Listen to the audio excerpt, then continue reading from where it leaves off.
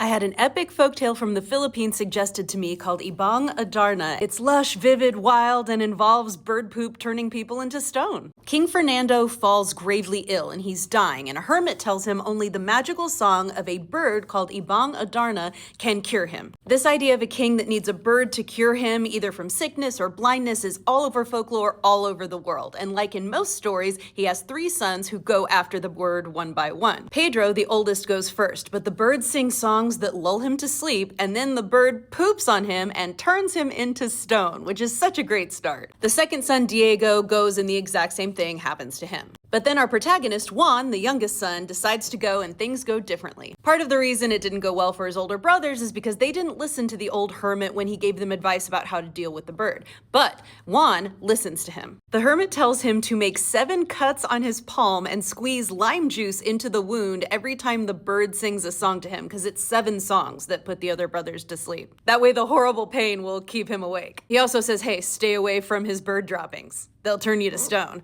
So he goes in knowing that. He does what the hermit said, he stays awake during the songs, and then the bird goes to sleep when it's done singing, and he captures it with a golden rope the hermit also gave him. The hermit also gave Juan a bucket of magic water, and so he pours it on his brother's stone statues and they come back to life. But as often the case in these stories, the brothers are not grateful but resentful that their youngest brother did what they couldn't do. So on the way home, they plot against him and decide to beat him up and leave him for dead in the wilderness. Then they take the bird back to their dad and claim they were the ones who captured it. However, the bird will not sing its magic song to heal their dad because it won't sing for the people who don't deserve it. Thankfully, Juan eventually is nursed back to life by, if my translation is correct, another hermit, and then he goes home all healed, and the bird recognizes him as his true captor, sings, reveals the truth, and heals the king. The king wants to kill the 2 older brothers for their betrayal, but Juan is super forgiving and says, no, don't do that. Most folktales about searching for an epic bird end there, but this one goes way further and gets way more epic. Juan decides to go out and seek his own adventure, taking the bird with him. And so on his way, he ends up in this well, and there's like 2 giant palaces inside under the ground, and there are 2 princesses being held captive inside.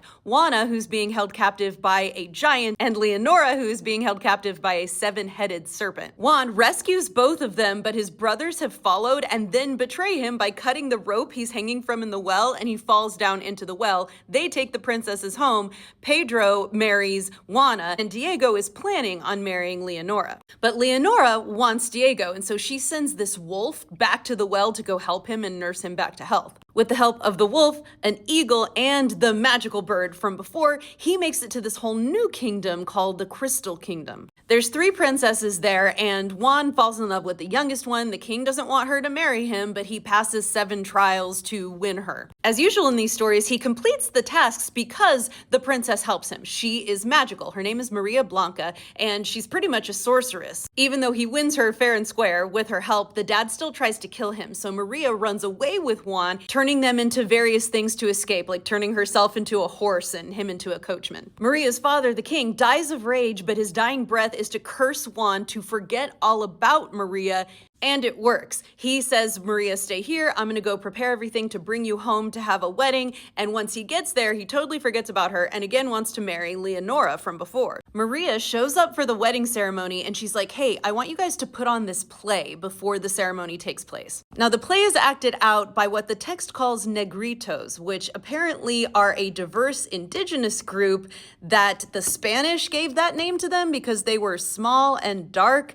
So that's who's performing the play, and that's what they're called. During the play, which Maria has arranged and probably used her magic on, the female negrita hits the male negrito with a stick and asks if he remembers Doña Maria Blanca. And each blow doesn't hurt the actor. Instead, Juan feels the pain every time, and that finally makes his memory return to him, and he turns around and he's like, oh, Maria, you're the one I really want to marry. So they do a switcheroo, and Juan marries Maria, and then Leonora ends up marrying his brother, which makes me feel the worst for Leonora. Like, she wanted Juan this whole time, she waited for him, and then he just picked someone else, but I guess that's how life goes. And then Juan and Maria return to her father's kingdom because he's dead, and they rule over those people with compassion and justice.